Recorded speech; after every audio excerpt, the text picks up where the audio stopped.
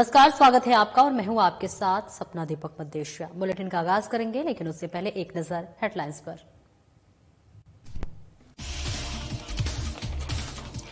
जयपुर में राजस्थान का समापन सत्र सीएम भजनलाल शर्मा ने किया संबोधित। कहा 11 दिसंबर 2025 को एमओयू प्रगति की समीक्षा को लाएंगे जनता के सामने। राजस्थान की भजनलाल सरकार का एक साल पूरा। प्रदेश भर में रन फॉर विकसित राजस्थान रैली का किया गया आयोजन। युवाओं के साथ दौड़ते नजर आए सीएम शर्मा।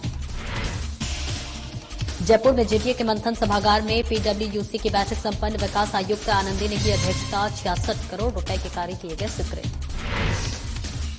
बांग्लादेशी हिंसा को लेकर अनूपगढ़ में हिंदू समाज ने निकाली आक्रोश यात्रा। कलेक्टर अवधेश मीणा को राष्ट्रपति के नाम सौंपा ज्ञापन। हिंदुओं पर हो रहे अत्याचार को रोकने की मांग।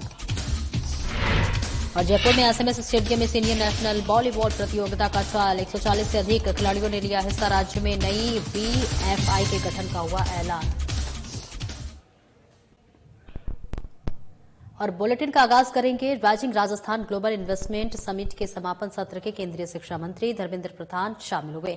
इस दौरान धर्मेंद्र प्रधान ने संबोधित करते हुए कहा कि प्रधानमंत्री नरेंद्र मोदी के नेतृत्व में 2047 तक भारत दुनिया का सबसे ताकतवर अर्थनीति बनेगा और राजस्थान भारत का अग्रणी राज्य होगा। दुनिया के प्रत्येक कोने में राजस्थान का उद्यमी मौजूद है और प्रत्येक राज्य स्थानीय आर्थिक और सामाजिक क्षेत्रों में नई ऊंचाइयां छू रहा है।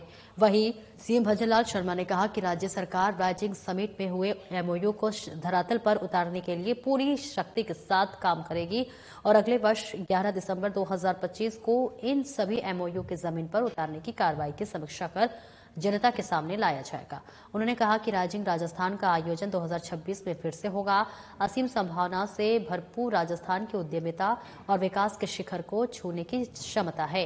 राजस्थान नवाचार और निवेश आकर्षण के एक नए केंद्र के रूप में उभर रहा है। उन्होंने कहा कि इस समिट के माध्यम से 35 लाख करोड़ रुपए से अधिक एमओयू किए गए हैं।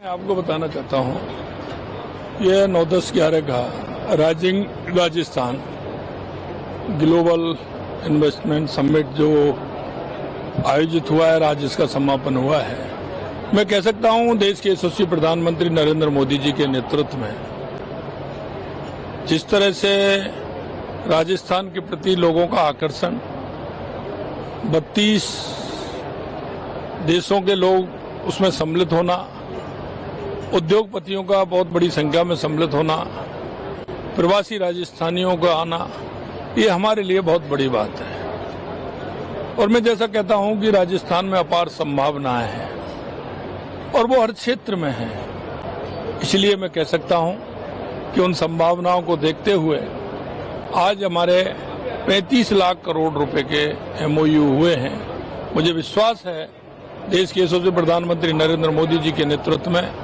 इसमें नीचे उतर के भी आएंगे और राजस्थान में जो आवश्यकता है एक राइजिंग राजस्थान की, एक उत्कृष्ट राजस्थान की, एक विकसित राजस्थान की, निश्चित रूप से वो विकसित राजस्थान बनेगा। और देश के यशस्वी प्रधानमंत्री नरेंद्र मोदी जी कहते हैं कि विकसित राजस्थान बनेगा तो विकसित भारत की जो कल्पना है वो पूरी होगी। मैं आज के समापन के अवसर पर मैं सभी को धन्यवाद देना चाहता हूं।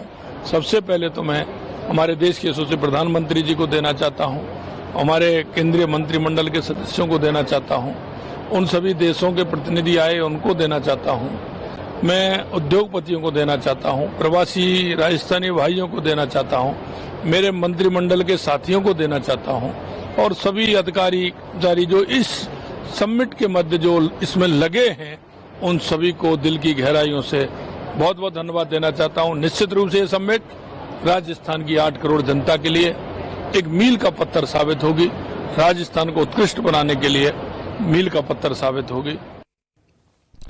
और राज्य सरकार के कार्यकाल का एक साल पूर्ण होने के मौके पर 12 दिसंबर को जयपुर में रन फॉर विकसित राजस्थान 2024 का आयोजन किया गया, जिसमें मुख्यमंत्री भजनलाल शर्मा ने जनपद स्थित अमर जवान ज्योति से रन फॉर राजस्थान को हरी झंडी दिखाकर रवाना किया। इस बीच अचानक मंच से उतरकर मुख्यमंत्री भजनलाल शर्मा भी दौड़ लगाने लगे। इसके बाद मुख्यमंत्री को अपने साथ दौड़ते देख धावकों में उत्साह व्याप्त हो गया। इस मौके पर सीएम भजनलाल शर्मा ने कहा कि ये दौड़ आज हर जिले में हो रही है। ये दौड़ हमारी एकजुटता दिखाती है। हम चाहते हैं कि युवाओं को दिशा मिले। हमारे युवा हमारे धरोहर हैं। युवा आगे बढ़ेगा तो राज्य और देश विकसित होगा। और वहीं राजस्थान के खिलाड़ियों ने राज्य और अंतर्राष्ट्रीय स्तर पर पदक जीते हैं। सीएम ने कहा कि हर साल 12 दिसंबर को रन फॉर विकसित राजस्थान का आयोजन होगा। कार्यक्रम में मुख्यमंत्री की ओर से अंतर्राष्ट्रीय पदक विजेताओं को सम्मानित भी किया गया।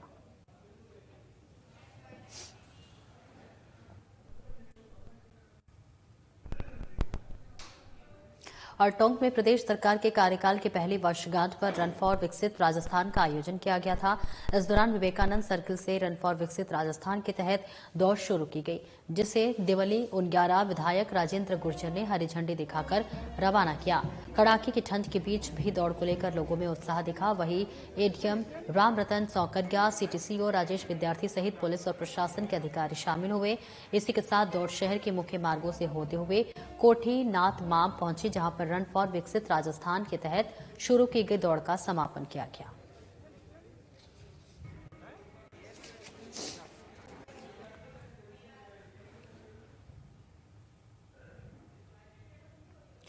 और राजस्थान की भजनलाल सरकार के कार्यकाल की पहली वर्षगांठ पर कृषि ऑडिटोरियम में जिला स्तरीय रोजगार मेले का आयोजन हो रहा है।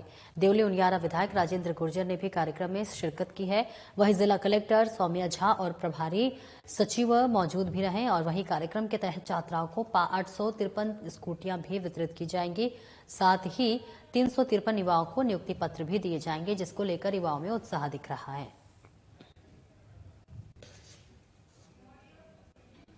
हमने 5 बच्चियों को स्कूटी दी है, जो कि देवनारायण और कालीबाई योजना के तहत दी गई है। टोटल 853 स्कूटियां इस योजना के तहत बच्चों को दी जाएगी। और आज उसका शुभारंभ हमने किया है, जो कि हमारे माननीय विधायक राजेंद्र गुर्जर द्वारा इन 5 स्कूटियों की जो शुरुआत हमने आज कर दी है। और अब इस तरह से आगे बच्चों को 853 स्कूटियों का वितरण किया जाएगा। किस तरह के मार्क्स लाने वाली बच्चियों को स्कूटी दी जाती है? इसमें जो मेधावी छात्रा हैं उनको दी जाती है। और अलग अलग स्कीम के तहत है ये स्कूटियों का जो वितरण जो किया जाता है। उसमें कुछ देवनारायण के तहत होती हैं और कुछ कालीबाई के तहत होती हैं।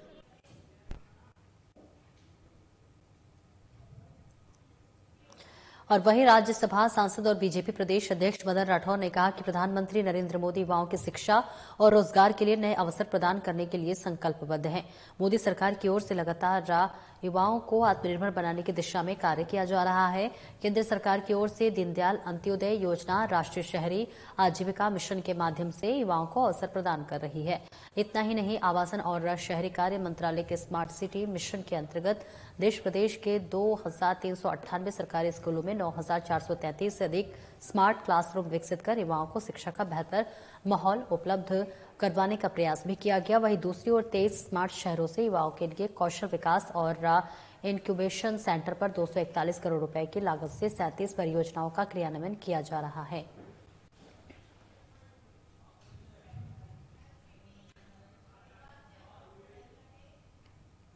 और राजस्थान सरकार में कौशल विकास और उद्यमिता मंत्री कर्नल राज्यवर्धन राठौर ने बुधवार को उप राष्ट्रपति जगदीप धनखड़ के प्रेरणादायी मार्गदर्शन और गणमान्य अतिथियों की गरिमामयी उपस्थिति में जयपुर में सोहन सिंह स्मृति कौशल विकास केंद्र लघु उद्योग भारती के लोकार्पण समारोह में सहभागिता की और एक पेड़ मां के नाम अभियान के तहत पौधारोपण किया। इस दौरान कर्नल राज्यवर्धन राठौर ने कहा कि सोहन सिंह स्मृति कौशल विकास केंद्र में उद्यमिता विकास, परिधान, फैशन, लेखा, वित्त आदि अनेक विषयों पर प्रशिक्षित विशेषज्ञों की ओर से आधुनिक उपकरणों और सुविधाओं से युक्त से कौशल विकास केंद्र राज्य के युवाओं को बेहतरीन ट्रेनिंग देकर समाज के हर वर्ग के लिए रोजगार और सशक्तिकरण का एक नया द्वार खोलेगा। ये केंद्र राज्य के युवाओं को ट्रेनिंग देकर उद्यमियों, औद्योगिक संस्थानों के लिए कुशल कार्मिक उपलब्ध करवाएगा। राजस्थान को कौशल विकास की राजधानी बनाने के लिए हम सभी प्रतिबद्ध हैं।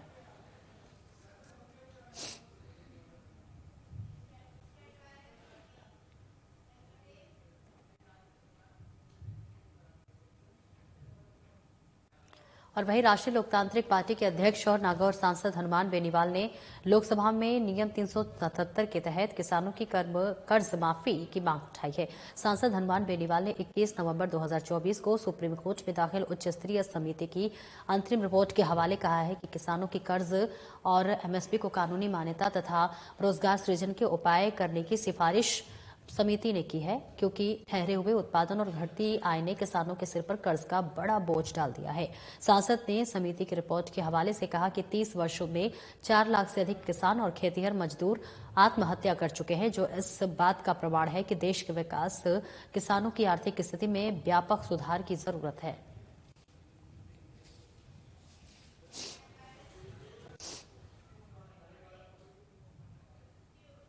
पशुपालन, गोपालन और डेयरी मंत्री जोराराम कुमावत ने बुधवार को राजस्थान पशुधन विकास बोर्ड के तत्वाधान में 5 तरल नत्रजन और इसी के साथ साथ परिवहन वाहनों की विधिवत पूजा कर उन्हें हरी झंडी दिखाकर रवाना किया। तरल नत्रजन पशु नस्ल सुधार के लिए किए जाने वाले कृत्रिम गर्भाधान में काम आता है। इस मौके पर पशुपालन मंत्री ने कहा कि तरल नत्रजन के वितरण के व्यवधान को सुगम और सुदृढ़ बनाने की दृष्टि से भारत सरकार की 100% वित्त पोषित राष्ट्रीय गोकुल मिशन योजना के तहत 15 जिलों को नत्रजन परिवहन वाहन जून में उपलब्ध कराए जा चुके हैं और अब इन 5 जिलों में वाहनों को उपलब्धता से अधिकांश जिलों को सुविधा प्राप्त हो गई है, जिससे कि विभागीय कर्मचारियों को अधिक वजन उठाने की समस्या से मुक्ति मिलेगी। साथ ही जान के खराब होने की संभावना को भी कम रहेगी। उन्होंने बताया कि तरल नत्रजन के भंडारण व्यवस्थाओं को सुदृढ़ बनाने के लिए वाहन आपूर्ति की अतिरिक्त आवश्यकता अनुसार राज्य के 29 जिलों के 3000 लीटर क्षमता के नवीन साइलो को भी स्थापना की जा चुकी है।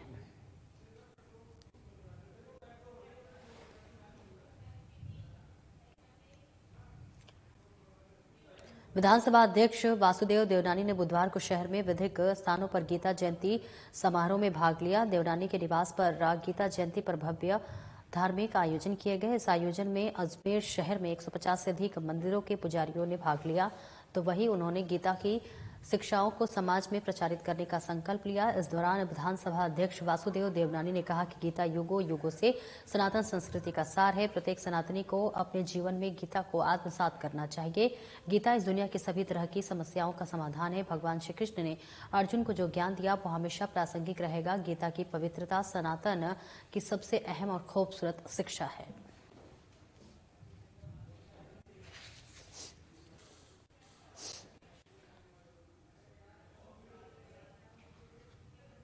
नगरीय निकाय स्वास्थ्य शासन और आवासन मंत्री झाबर सिंह खर्रा के निर्देशन और नेतृत्व में जयपुर विकास प्राधिकरण की ओर से जयपुर शहर के सर्वांगीण और आधारभूत विकास के लिए विभिन्न विकास कार्य करवाए जा रहे हैं। जयपुर विकास आयुक्त आनंदी की अध्यक्षता में बुधवार को जेडीए के मंथन सभागार में पीडब्ल्यूसी की बैठक संपन्न हुई और बैठक में 66 करोड़ रुपए के कार्य स्वीकृत किए गए, जिसको जयपुर शहर के विकास को गति मिलेगी। बैठक में जोन 9 में सेंट्रल स्पाइन जेडीए स्कीम में ब्लॉक में विभिन्न विकास कार्यों के लिए 5.16 करोड़ रुपए की प्रशासनिक और वित्तीय स्वीकृति दी गई है और वही जोन 10 में खोरी सोपड़ा जेडी योजना हेरिटेज सिटी के विभिन्न विकास कार्यों के लिए 15 करोड़ 42 लाख रुपए की प्रशासनिक और वित्तीय स्वीकृति दी गई है।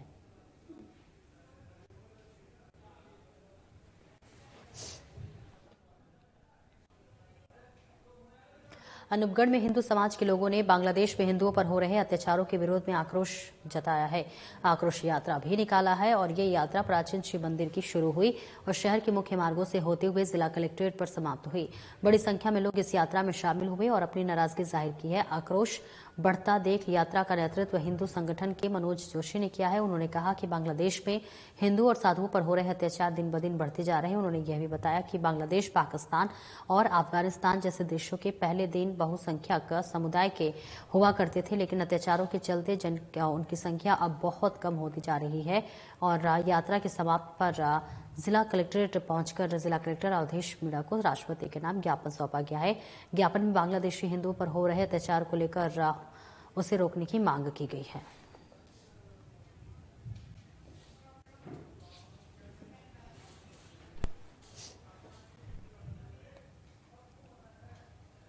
जयपुर विकास प्राधिकरण की ओर से जोन 10 इकोलॉजिकल जोन में निजी खातेदारी की करीब 8 बीघा कृषि भूमि पर नवी कॉलोनी की प्रारंभिक स्तर पर पूर्णतः ध्वस्त किया गया है, जहां पर इकोलॉजिकल जोन ग्राम मथुरा दासपुरा लांगडिया वास में जेडीए के बिना अनुमति स्वीकृति के व्यावसायिक प्रयोजनार्थ किए गए अवैध निर्माण के विरुद्ध ध्वस्तीकरण की कार्रवाई की गई। साथ ही इकोलॉजिकल जोन ग्राम पंचायत नांगल सुसावतान में गैर मुमकिन सरकारी आम रास्ते की भूमि कब्जा अतिक्रमण मुक्त करवाया गया, जिसकी पूरी जानकारी पुलिस उप महानिरीक्षक कैलाश चंद्र बिश्नोई ने दी है।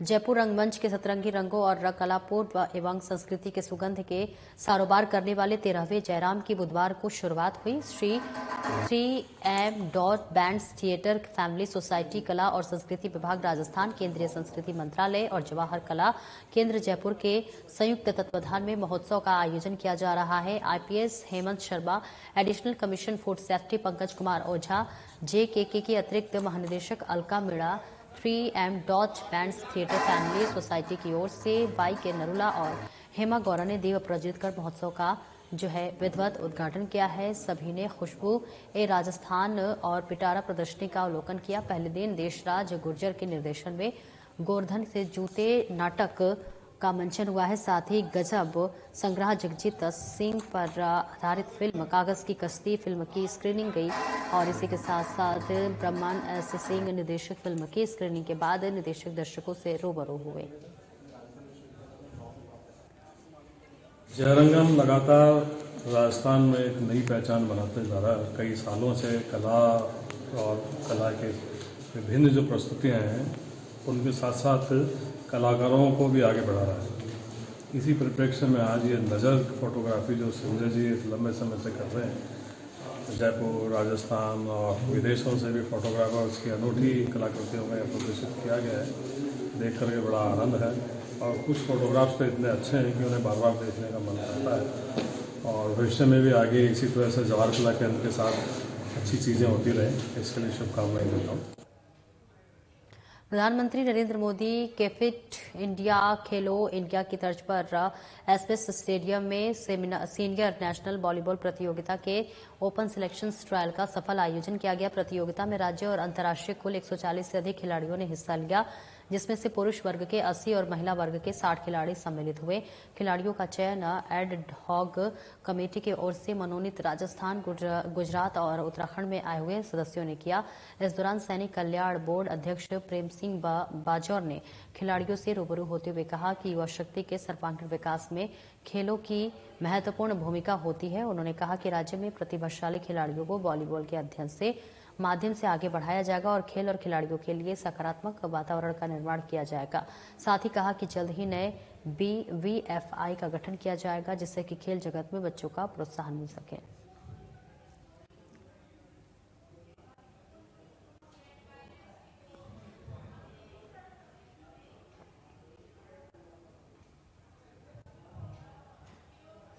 टोंक के नेशनल हाईवे 52 पर वैष्णो देवी मंदिर के पास एक ट्रैक्टर ट्रॉली और बाइक के बीच हुई भीषण भिड़ंत में बाइक सवार 2 युवकों की मौत हो गई, जबकि बाइक सवार एक युवक हादसे में बुरी तरह से घायल हो गया है।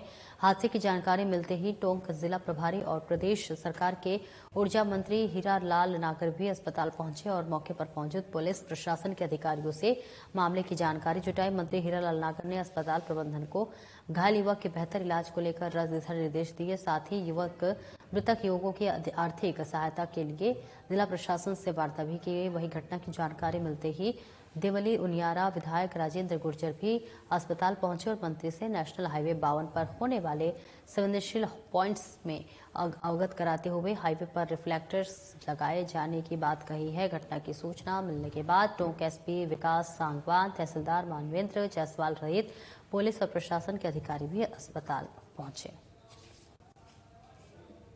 भी खबर लगी थी कि ऐसे ट्रैक्टर से कुछ लोग जा रहे थे, दुर्घटना हो गई, तो हमारे प्रभारी मंत्री जी भी इधर से गुजर रहे थे, उनको भी खबर लगी कि हॉस्पिटल में भर्ती, तो वो ये मिल के गए हैं। तो मैं भी उनसे मिल के और उसकी कुशल से हम पहुँची, तो कुछ फ्रैक्चर भी हैं, 2 की डेथ हो गई। तो सवेरे पोस्टमार्टम करा के इसको डेड बॉडी उनकी जो और जो भी कानूनी जो कार्रवाई है वो सब SP साहब हैं, सभी लोग कर रहे हैं और जो भी यहाँ हॉस्पिटल में जो भी यथासंभव मदद होगी उनकी मदद की जाएगी। ट्रैक्टर्स कहीं ना कहीं नहीं लगाए गए, NHAI की ओर से कहीं ना कहीं लापरवाही है, उसको लेकर किस तरह से एक्शन? मंत्री जी ने अभी बात की है, तो वो खुद NHAI वालों से बात करके कल और इनका जो भी वहाँ लाइटों का या रिफ्लेक्टर की जो भी कोई कमी है, ब्रेकर बनाने जो भी कोई होगा तो उनसे बात कर इसका समाधान करेंगे ताकि आने वाले समय में दुर्घटना नहीं हो और किसी की जान नहीं जाए। इसके लिए बातचीत करके इसका कल ही वो बुलाएंगे, कल के लिए उन्होंने कहा कल बुला के, और हम भी बात करेंगे NHAI वालों से। ये दोनों तीनों एक कुछ जयपुर काम कर रहे थे और हमारे कोटा और बारां से हैं। तो एकदम मुझे पता लगा कि एक एक्सीडेंट हुआ है और एक अचानक नीचे से कोई ट्रैक्टर आने से मोटरसाइकिल से भिड़ गया, जिससे ये एक्सीडेंट के बाद में पता लगा कि 2 और एट द स्पॉट ही वहाँ एक्सपायर हो गए। एक के फ्रैक्चर है दोनों हाथ और एक पैर में, तो उनको देखभाल करके एक बार मैंने कहा कि अच्छे से उसकी देखभाल भी की जाए, प्रॉपर उसको इलाज हो जाए ताकि उसको कोई कमी नहीं रहे। और निश्चित रूप से गंभीर एक्सीडेंट हुआ है, तो मैं रास्ते में ही था, एकदम पता लगा तो जैसे ही फिर मैं देखने के लिए आया। कांग्रेस नेता और पूर्व मंत्री प्रताप सिंह खाचरियावास ने बीजेपी पर निशाना साधा है। उन्होंने कहा कि राइजिंग राजस्थान के नाम पर राजस्थान की सरकार ने जयपुर के लोगों को रास्ते बंद करके बंधक बनाकर रख लिया है। पिछले 15 दिन से सभी रिहर्सल के नाम पर कभी VIP मूवमेंट के नाम पर सभी रास्ते बंद कर दिए जाते हैं, लंबे लंबे जाम लग जाते हैं और लोग परेशान हो रहे हैं। सभी बीमार आदमी अस्पताल नहीं पहुंच सकता है, तो लेकिन राजस्थान की सरकार को जनता की परेशानियों से कोई सरोकार नहीं है। वही खाचरियावास ने कहा कि अरबपति को खरबपति बनाने के लिए, लखपति को करोड़पति बनाने के लिए बड़े बड़े उद्योगपतियों को जनता की खून पसीने की टैक्स की कमाई से 5 स्टार होटल में सरकारी मेहमान बनकर मौज मस्ती कराई जा रही है। इसी के साथ पूर्व मंत्री खाचरियावास ने जमकर निशाना साधा। देखिए, MOU होने से पहले मुख्यमंत्री का प्रधानमंत्री के सामने ये बयान देना कि 35 लाख करोड़ के MOU हो गए, ये एक मुख्यमंत्री को कि इस तरह का बयान इसलिए नहीं कि MOU होने से पहले आपने 35 लाख करोड़ के MOU घोषित कर दिए, कितने जमीन पर उतरेंगे, कितने MOU हो पाएंगे, ये सारी अभी भविष्य के गर्भ में है। और आपने आप मुझे मानिए 1 महीने से जयपुर को बंधक बना रखा है, 4 महीने से जयपुर की जनता परेशान है। आप पूरी दुनिया से सब जगह से लोगों को ला रहे हैं, जयपुर में लाकर घुमा रहे हैं, वो लोग घूम रहे हैं, मजे कर रहे हैं। सरकारी खजाना जो जनता की खून पसीने की कमाई का है, वो राइजिंग राजस्थान के नाम पर उस सरकारी खजाने से रामबाग होटल में बड़े बड़े रईसों को, उद्योगपतियों को ठहराया गया। फ्री में भोजन, फ्री में खाने पीने का सामान, नाच गाने वाले सब व्यवस्था आपने उनकी कर दी, लेकिन जयपुर के सारे ठेलेवालों को उजाड़ दिया, दुकानदार को उजाड़ दिया, लोगों की दुकानें बंद करा दी, रात में दिन में गिरफ्तारियां कर रहे हो, छात्र नेताओं को बंद कर दिया, सबको। वो तो छात्र नेता तो चलिए आपने कर दिए बंद, आपने गरीबों को उठा के बंद कर दिया। पूरी रात लोगों के चालान होते हैं, लोग रोड पे जाते हैं, उनको उठाकर बंद कर, लोग डर के मारे घर से निकलना बंद कर दिया लोगों ने, क्योंकि रास्ते बंद पड़े, पूरा जयपुर बंधक है। आप मुझे बताइए, ऐसा कभी होता है कि राइजिंग राजस्थान के नाम पर जयपुर की जनता को तो आपने बंधक बना लिया, सारे रास्ते बंद कर दिए, परेशान कर दिया, सारे ठेलों को उजाड़ दिया, पूरे जयपुर को उजाड़ दिया। किसको दिखाना चाहते हो आप ऐसा जयपुर? आप सारे पर्दे डाल दिए, गंदगी पर, कचरे पर, कच्ची बस्तियों पर, गरीब पर आप पर्दा डाल के ढक दिया। तो गरीब यदि सड़क पर निकल रहा है तो उसको निकलने नहीं दे रहे। अब आप कपड़े देखकर रवाना करोगे सबको। जितना खर्चा आपने राइजिंग राजस्थान में किया, ये आप एक अरबपति को खरबपति बनाने के लिए, करोड़पति को अरबपति बनाने के लिए, लखपति को करोड़पति बनाने के लिए कर रहे हो ना आप जयपुर में जाकर देखो, ये फोर्टिस को आपने जमीन दी थी 1 रुपए में, बिरला हॉस्पिटल को जमीन दी थी 1 रुपए में। ये कर रहे हैं क्या? 25% इलाज फ्री, ये जमीनें लेकर मजे कर रहे हैं। ये सारी जमीनों की बंदरबाट हो जाएगी, जबरदस्त करप्शन होगा। राजस्थान टारगेट बॉल एसोसिएशन की सालाना साधारण सभा की बैठक झोटपाड़ा स्थित एक निजी होटल में आयोजित हुई, जिसमें युवा नेता सुरेश यादव को सर्वसम्मति से राजभवन टारगेट बॉल एसोसिएशन का प्रदेशाध्यक्ष चुना गया। इस दौरान उन्होंने कहा कि राजस्थान और गांव-गांव तक टारगेट बॉल खेल को पहुंचाना जाएगा, जिससे ग्रामीण क्षेत्र की प्रतिभाएं राष्ट्रीय और अंतर्राष्ट्रीय स्तर पर अपनी पहचान बनवा सकें। बैठक में मुख्य अतिथि के रूप में टारगेट बॉल संघ के महासचिव डॉक्टर सोनू शर्मा और वही राजस्थान टारगेट बॉल संघ के वेयरमैन गौरव शर्मा, सचिव महेंद्र कुमार राव बाना, उपाध्यक्ष अश्वनी कुमार वर्मा, उपाध्यक्ष हिम्मत सिंह बैरवा, उपाध्यक्ष सुरेंद्र सिंह चौधरी, उपाध्यक्ष स्वरूप के सिंह भाटी समेत कई लोग मौजूद रहे।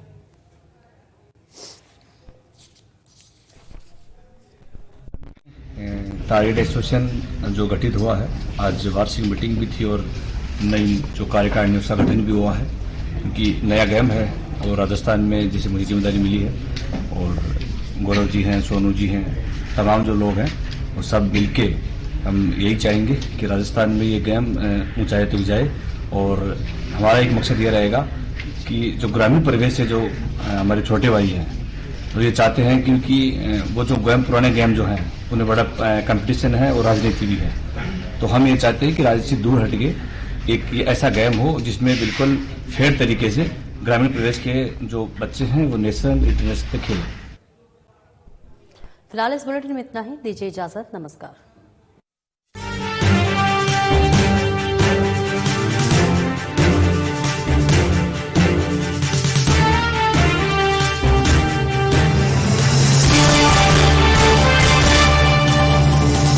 अधिकांश लोगों के